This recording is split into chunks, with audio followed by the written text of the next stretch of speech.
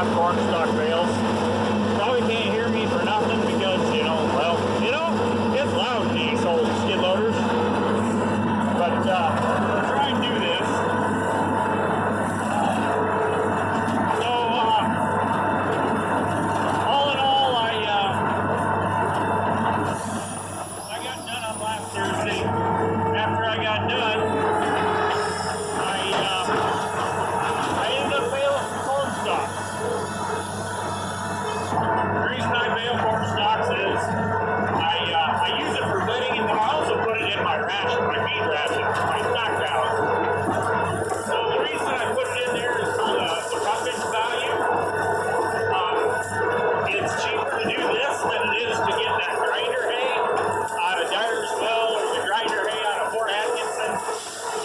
It's more cost-effective feed ration for me. So me and my brother went together and we bought a feed mixer wagon. It's 3132 night. It's orange. So it's fairly late. I think it's from 2014 is what I think it is. I'll have a video of it basically processing probably the next 2 or 3 days. I'm going to try and get back into making more videos just for the simple fact that I've been really, really busy with work. We've got some new products coming from John Deere at the Engineering Center that are kind of in a high push. So anyways, basically in a roundabout way is I'm trying to get everything done so that way I can kind of run through the winter pretty easily. So when I come up to these corn stalk bales, I come up perpendicular. Some people load them with pallet forks. I use these bales to pick I don't stop. I put enough wrap on that I don't have to stop. I bale it with a VR7090 baler. And right here's a windrow that I didn't get to because it turned dark and the other day, and it's just been pretty damp, so I've been kind of holding off on getting out to it. But anyways, so there, we'll come off the handle. So right there's the row. Pretty deep. And then right there isn't. One lonely farmer had a video up that he wasn't going to use his rake. I don't know about you guys, but that is barren. There's no corn stalks to be said that are right there. None. And that's not double rake. Because right there's the windrow. The reason that he says that it wouldn't work is mostly it's very hard on the rake. And it wears out the tips of the rakes and wears out the wheels. And a lot of that stuff kind of goes haywire. That's the whole farm, by the way. But it wears out the rake feet very, very abruptly. The reason that I went ahead and did as many more stock bales as I did, and the reason I'm going to go out and get some more, is we also use them for bedding. Bedding is a very good, I guess I want to call it a medication for not having problems. Right there, you can see up there on the hill. I'll zoom in here. Oh, right there. There's some more up on the hill. I baled about 20 over there. I'll turn the skid loader off here. But anyways, I baled about 20 more bales over there, and then I also have some bales back over here that I needed to get picked up. The neighbor came and got 7 of the bales. I helped him get up and going. He's got 3 or 4 head of Jersey steers that he's feeding out. I let him use one of my feeders, and I gave him some stuff that I had laying around because I went out and bought a feed train 155 to replace that. It's a creep feeder, but as it stands right now, what I'm using it for is feeding fat cattle. The reason that I feed it the way that I feed it is I'm not a big fan of silage on fat calves.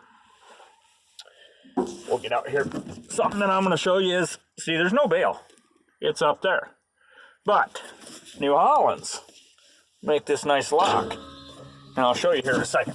I feel confidently safe because this big ass bar comes out and locks that boom up. So I feel confident that I'm not going to have that fall on me. But anyways, I figured I'd walk you around here a little bit while I'm waiting on my neighbor. There's our corn head. It's an 863. It has the sensors underneath here. The sensors are, here is this one here. It's for tracker. So the lateral tilt so the head can go like this and contour the ground. And then there's one underneath that center one right there that is for the header height, I guess. Yeah, header height. So this is our bean platform. It's 1020. It's an old one. This one still has the greasable gearbox underneath that panel right here. Right there. We've never had to replace that gearbox. It's for the wobble. It works very, very well. I have no complaints on it. This is our homemade header trailer. The reason we got a small car tire on this side instead of on the other side, it's got an actual implement tire. The reason that we did that is the angle of approach, I guess is what I want to say, and that's all welded solid. We homemade this about 15, 20 years ago, so that's all welded solid, so there's no angle adjust, and this isn't adjustable up and down because it's bolted like that. But anyways, the reason that we did it that way is it worked for the combine that we had, which was actually a 1460 or a 815. It just depended on the combine that we used. But there's the implement tire. This is a field tracker ready combine, or bean head 2.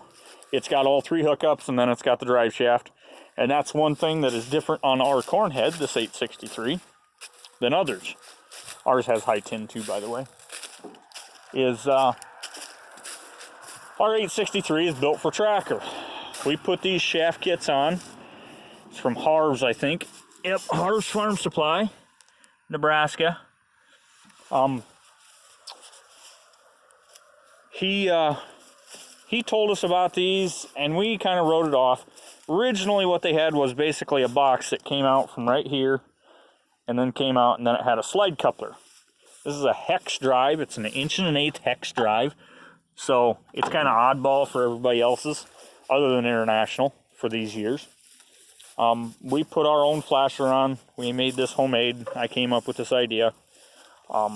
Basically, it's a flasher on an arm. All it is black iron pipe. Right there's a union. I welded the stud on for the for the ground because it's going to ground here. It don't give a crap about the header. You know, this could be nothing. But see, it might not ground through here, and it might not ground through here. So we came around here when the ground comes all the way up to here. So this always flashes. And then when you get into corn, and you know, let's say it's down. Oh, hey, look at that. It's not going to get broke off. The only problem is that I ran into was I didn't want to cut the head. So that's as far back as it'll go because it hits. But anyways, it's an 863. It was built in the 80s. It's a good head. I have no complaints on it. It's steel head. But as you can see, it's shiny. We keep our stuff inside. We oil it every year. We need ear savers, but our knives are immaculate condition. We need to set the stripper plates again. They're set to 1 1/8" or 1 1/16", and they wore down this year. We're gonna put the little buttons in the back. Other than a triangle, we're gonna cut these out, and it's just welded on top. So we're gonna cut them out and weld new ones in because they're getting sharp again. But we take really good care of this head. I have no complaints on this head. I've never had any problems with it. You have the occasional chain have a problem, but we bought this from a junkyard in Applington at Eichenberg Salvage. So it was a used head when we bought it, well used. This head has seen acres. That's bending because it's wore out. I mean, it's wearing through the weld. But I'll tell you what, I would dare to compare this head against any other head in the country because we got the speed up kit and then the slow down sprockets. So basically what that is we speed the head up. Excuse me. It's speed up chains. Speed up change. So the chains have a different sprocket on them. They're smaller, so you can slow the head down so it keeps chains, the gathering chains. This is a gathering chain. And they're loose, and I know they are loose. Well, a couple of them are. That one's tight. But anyways, it speeds the chains up and slows the knife rolls down, so that way when it yanks the stalk, so I'll grab a stalk plan here. So when it grabs the stalk, you want this to go down at a brisk pace, but not a hurdle. You don't want that ear to come down and slam against this stripper plate, these stripper plates here. So these stripper plates, basically, it strips the ear. That's the best way I can tell you. So when it goes through, as you can see, get that junk out of the way. So when it goes down through, and I'm at the curls, or spirals, goes down through, the ear gets caught. So bang, it hits it. And these are tapered. The reason they're tapered is, if you ever look at the butt of a corn, it's kind of got an arc in it. And it's down in an arc. I'll grab an ear here.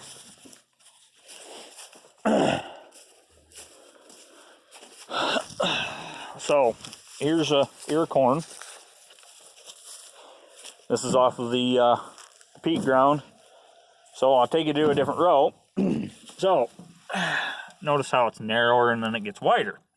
Majority of your corn is going to hit about here to here. These are set pretty wide, and I realize this. But see how that sets down in there, and see how it's, this is only about 120 bushel corn ear. But see that? It's called butt shelling. And when it comes down at a hurdle, it just butt shells. You don't want that. So if you set them closer, and I'll just demonstrate here, not near as much, comes off.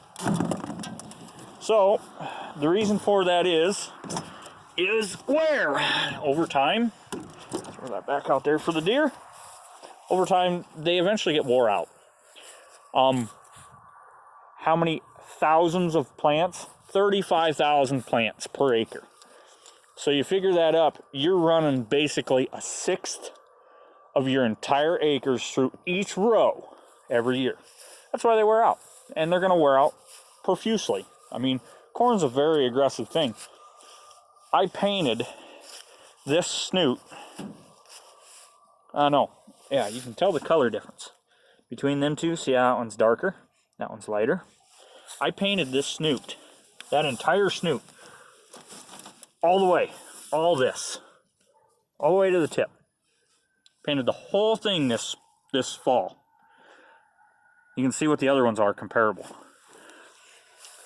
We had a number that went down. That's not uncommon, but that's how aggressive them stalks are. They're very abrasive. That's part of the reason why we haven't went to poly is you can't ding it like this. You ain't gonna dent it. That's a dent.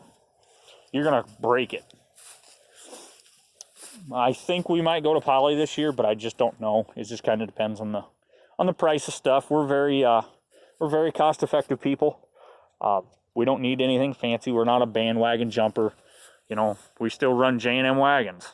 So, but anyways, I figured I'd give you guys kind of a tour and a breakdown of the corn head and how it works and butt shelling and how you can prevent some of it is